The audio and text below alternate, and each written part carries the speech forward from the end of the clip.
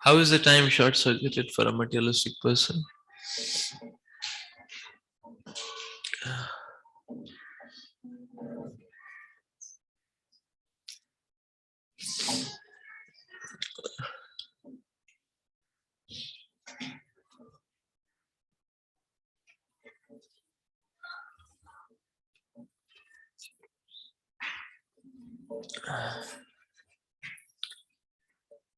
Because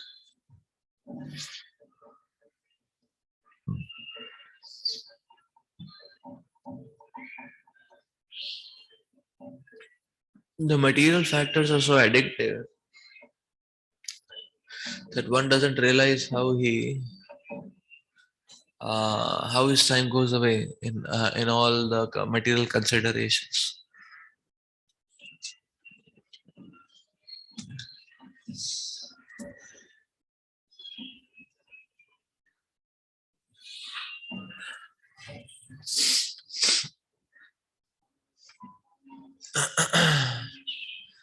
Just like you see in KDP, the semester begins, semester ends. Most of the people feel that they could not do much in the semester. So that's short circuiting basically. Uh,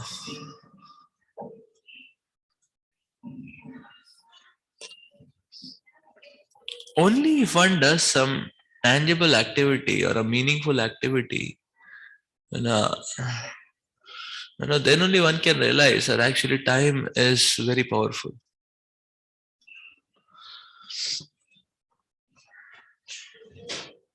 Just like say one is preparing for exam, so one realizes that okay, if only I had one more day, I would have got one more grade up. So one day would have made so much of a difference. Is it not? Why? Because he's studying, so every day counts a lot. One chapter, two chapter every day. Is it not? It's doing something meaningful. Therefore, time goes slow also, and every day you can map it to what activity and what achievement. But on a sensual note or an imagination note, uh, days and days will just pass by.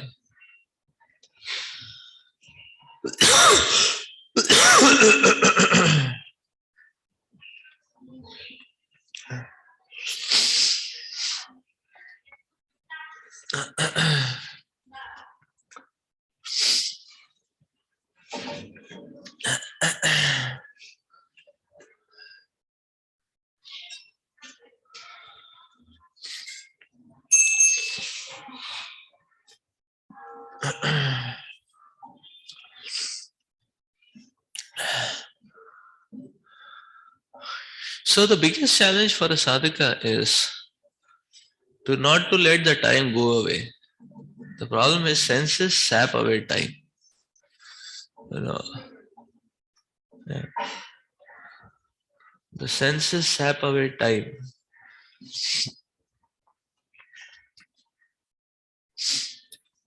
Just like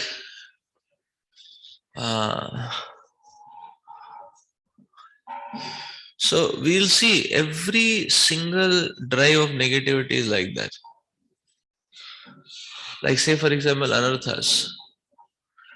To to land up into a case of an anartha being a high note, that doesn't take much time. But to come back to normal, lot of time. Like anger.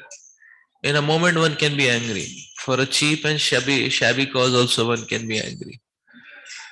But to become peaceful again will take many hours.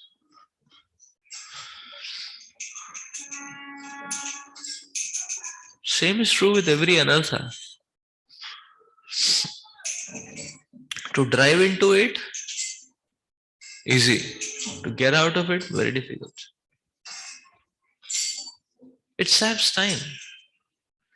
Rather, material factors are arranged in such a way. Maya has arranged the material factors in such a way that somewhere or the other one get hooked and his time goes away. In this way, one loses his life. That's the point.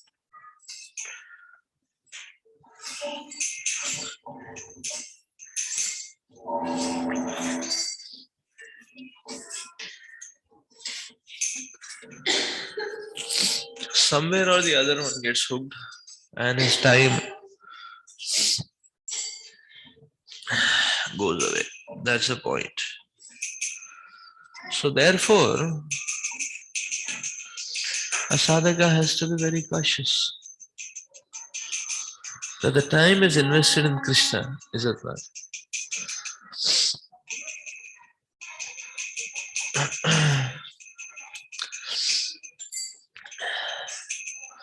So when we are Krishna conscious, in a short time a lot can be achieved. Just like morning program. You see how many things we achieve in the morning program time. Mostly this time is misutilized by people. Nobody taps this time, is it not?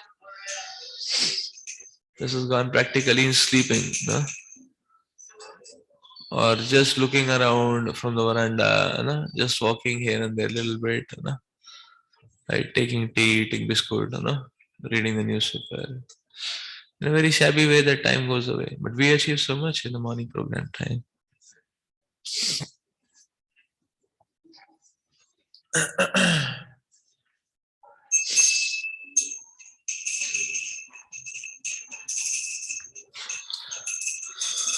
जय श्री निताई चांद गौर चांद भगवान की जय श्री जगन्नाथ बलदेव सुभद्रा महारानी सुदर्शन महाराज की जय श्री प्रभुपाद की जय.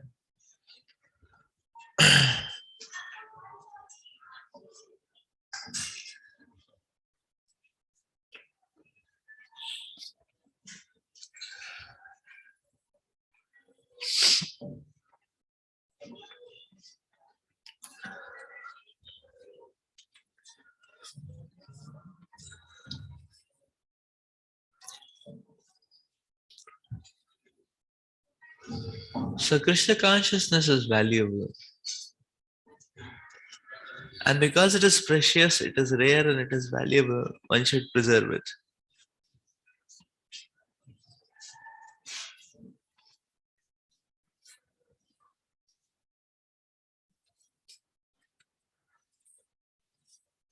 We need to preserve it.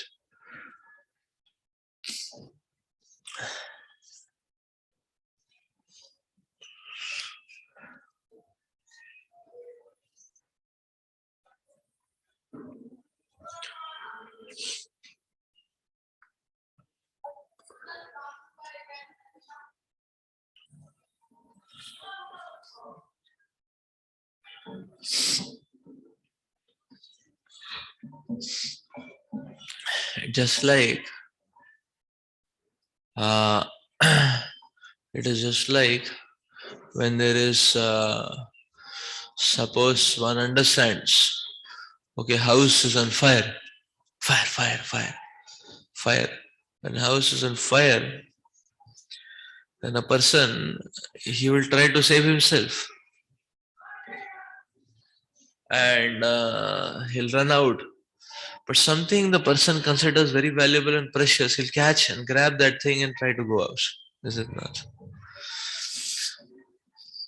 In a similar way, a materialistic person, because he's hooked to so many useless areas in life, when there is any problem, his here and there hook comes out. Krishna consciousness goes in the background. So now that's a lesson for us to understand that Krishna consciousness has not yet gone deep enough. Because here we are seeing that a devotee who is in ecstatic love of Krishna, when there is problem, he'll catch on to his Krishna consciousness. That Krishna consciousness should be intact. Other things fine. Other thing plus minus up down fine. Krishna consciousness should be intact.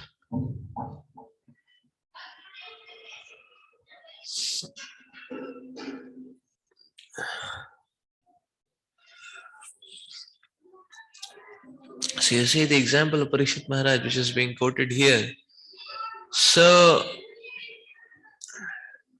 his focus is he should be able to remember Krishna. That is his focus.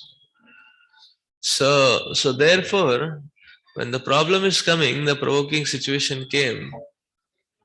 So Parikshit Maharaj thought of intensifying his remembrance of Krishna so that he doesn't lose on that note.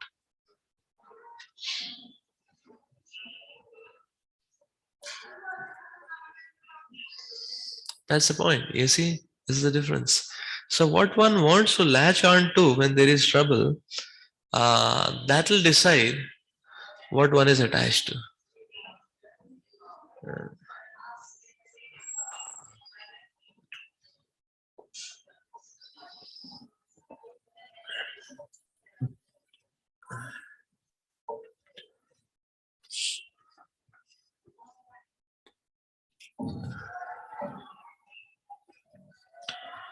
So, so this is where we say, okay, advancement in Krishna consciousness means our hooks and latches are going to change.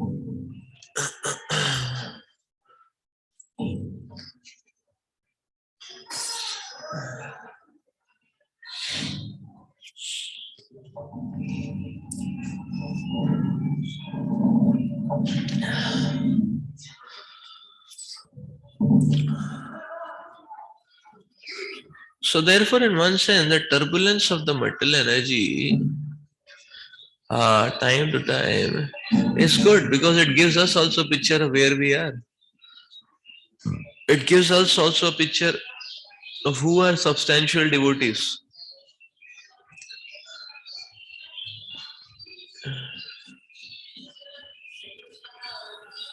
When there is no problem to practice bhakti, that anybody can do. What is the big deal in that?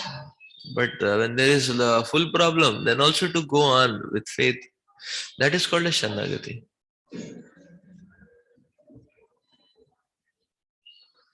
So just like our present acharyas, so after Srila Prabhupada left the planet, there was a lot of ups and downs in the movement, a lot of problems. So each one of them might have faced a tremendous amount of problems.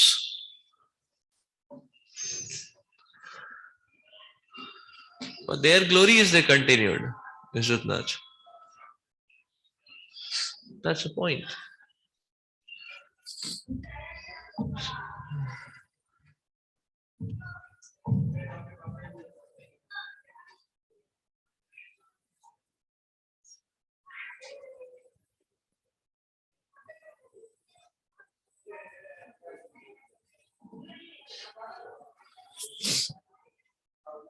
Their glory is that they continued.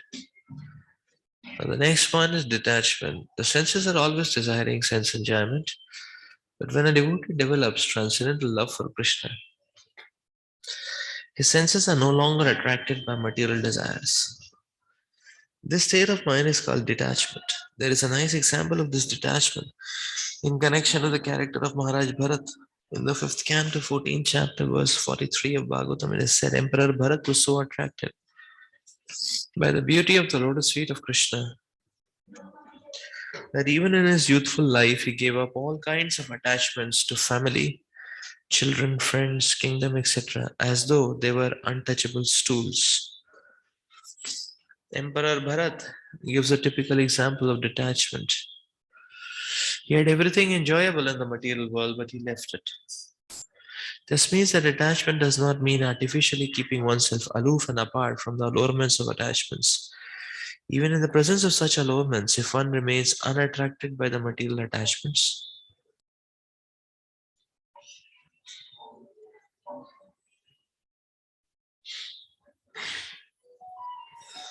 but the real position of a mature devotee is that even in the presence of allurements, he is not at all attracted. This is the actual criteria of detachment.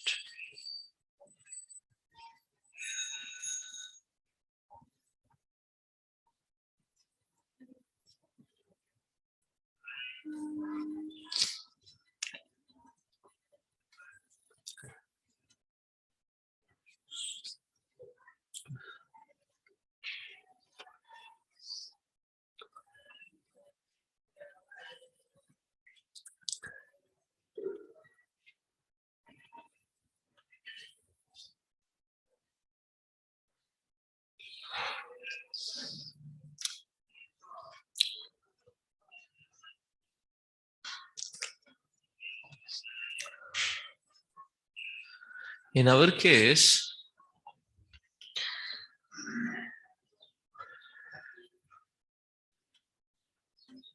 because we do not have any backup state, uh, therefore, in our case, the presence of spiritual energy completely depends upon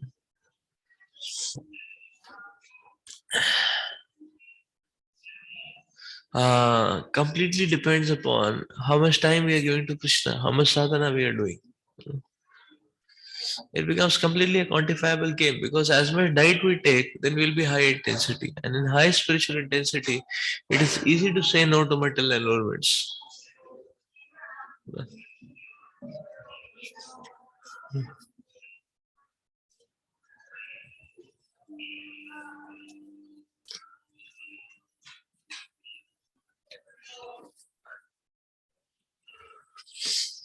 So rather one-off or one-time detachment anyone can show. But persistent and continuous detachment that requires spiritual substance, is it not? One-time detachment anyone can show, is it not? Just like if sometime somebody is tired, he's tired, you're giving him 10 item feast, but he's not interested. He's tired, he just wants to go to sleep. He's very detached, is it not? One-time detachment very easy, is it not? But the point is continuous detachment.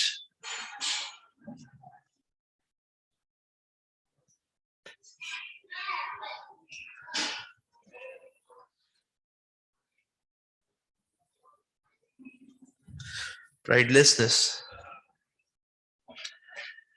When a devotee, in spite of possessing all the qualities of pure realization, is not proud of his position, he is called prideless.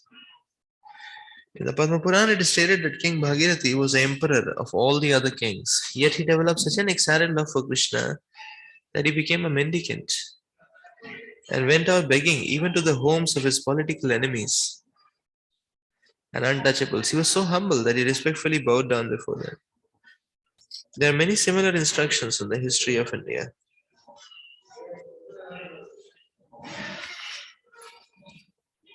Even very recently, about 200 years ago or less, one big landlord known as Lal Babu, a Calcutta landlorder, became a Vaishnav and lived in Vrindavan. He was also begging from door to door, even at the homes of his political enemies. Begging involves being ready to be insulted by persons to whose home one has come. This is natural.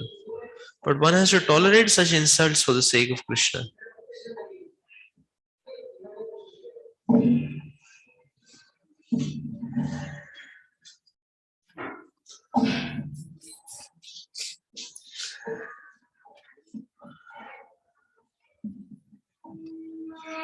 The devotee of Krishna can accept any position in the service of Krishna.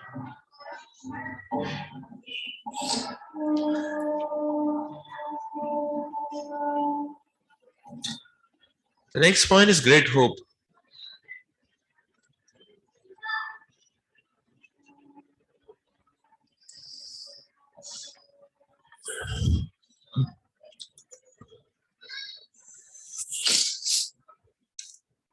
The strong conviction that one will certainly receive the favor of the Supreme Personality of Godhead is called in Sanskrit Asha Baddha. Asha Bandha means continue to think. Because I am trying my best to do devotional service, I am sure that I will go back to Godhead, back to home. In this connection, one prayer by Rupa Goswami is sufficient to exemplify this hopefulness. He says, I have no love for Krishna, nor for the causes of developing, namely hearing and chanting. And the process of bhakti yoga, by which one is always thinking of Krishna and fixing his lotus feet in the heart, is also lacking in me. As far as philosophical knowledge or pious works are done, I don't see any opportunity for me to execute such activities. But above all, I am not even born of a nice family. Therefore, I must pray to you. O Gopijana Vallabha, O Krishna, maintainer and beloved of the gopis, I simply wish and hope that some way or the other I may be able to approach your lotus feet. And this hope is giving me pain because I think myself quite incompetent to approach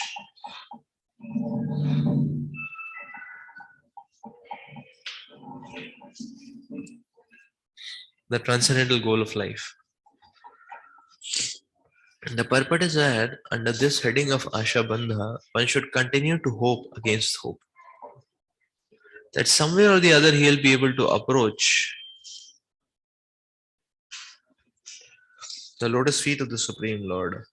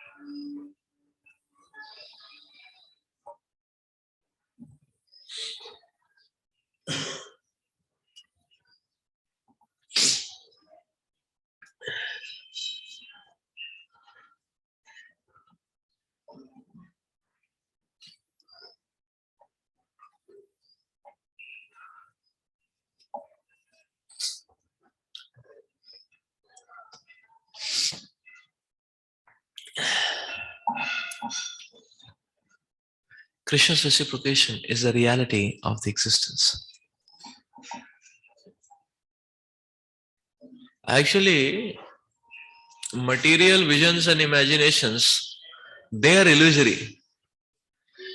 But Krishna sometimes fulfills a person's vision if he's too adamant about it.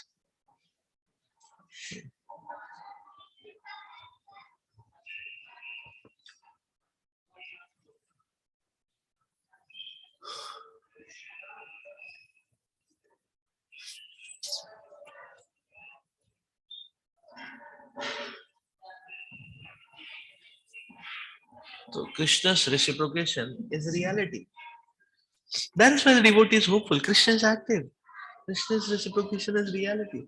That which is illusion, if Krishna is even helping that to happen or that to manifest, then what to say of the reality of existence? Is it not?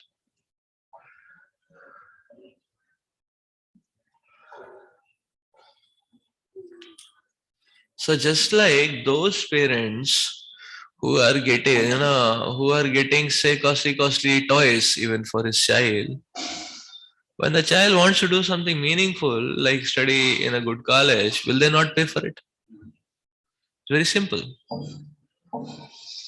Krishna is sanctioning the useless, illogical, worthless desires of the living entity. So the living entity desires, okay, let's make a cave inside the ocean. Krishna is saying, okay, try it out, do it. And people make caves inside the ocean, and then they go for sightseeing. Is it not? So they're walking in that cave inside the ocean, and they're seeing all the sharks and all other aquatic creatures.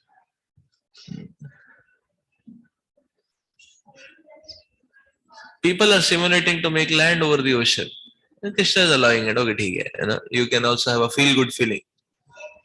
So when Krishna is sanctioning such kind of bogus illusions, why will Krishna not reciprocate with his devotees? Very simple, is it not?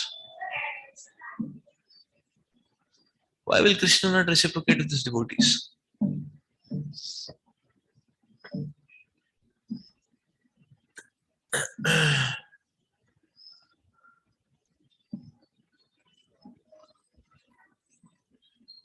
So that's sort of the father is giving money for a picnic. Why will he not give money for a book? For the academic book or the academic course. That's the point actually.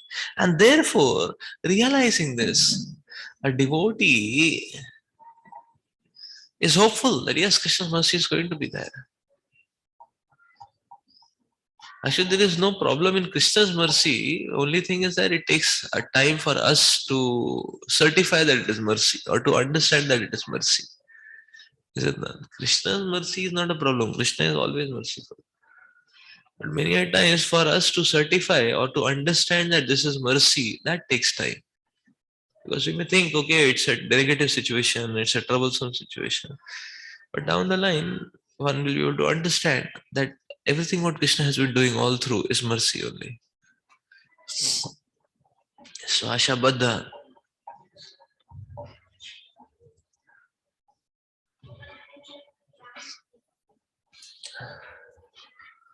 Now the next point is eagerness for achieving the desired success. When one is sufficiently eager to achieve success in devotional service, that eagerness is called as samutkantha. This means complete eagerness. Actually, this eagerness is the price for achieving success in Krishna consciousness.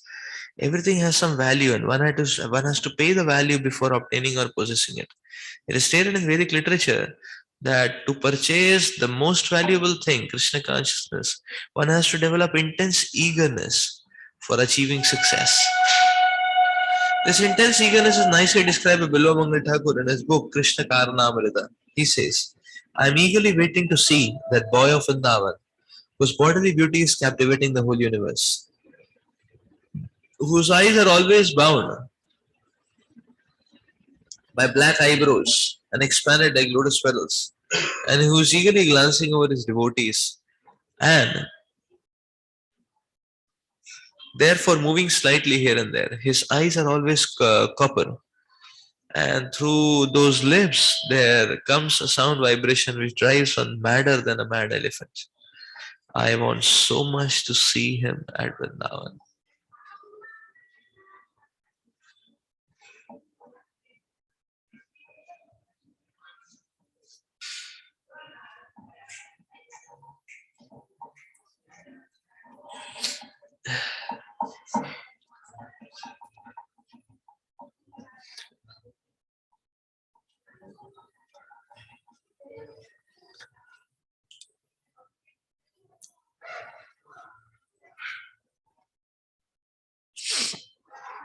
Samutkantha, the eagerness to serve,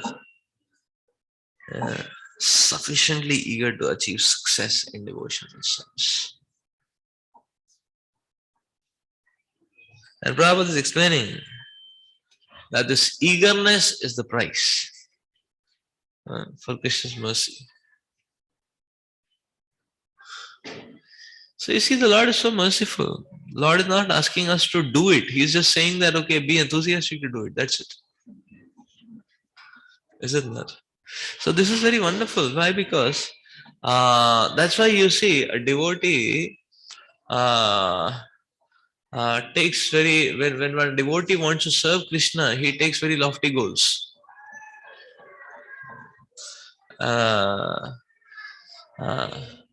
Like Prabhupada would say, no, chasing the rhino.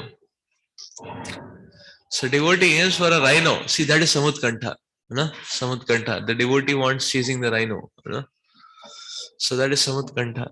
And a devotee is endeavoring for it. And Krishna may make it happen also.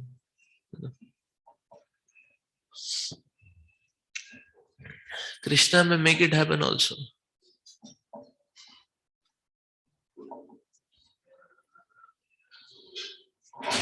Like Shyam Sundar who wanted to preach to George Harrison, Krishna made it happen. Is it not? It's out of the box. Is it not? Completely out of the box. Completely out of the box. So Krishna may make things happen actually. But the point is that the devotee doesn't sit quiet. Is it not? Like you see, Prabhupada,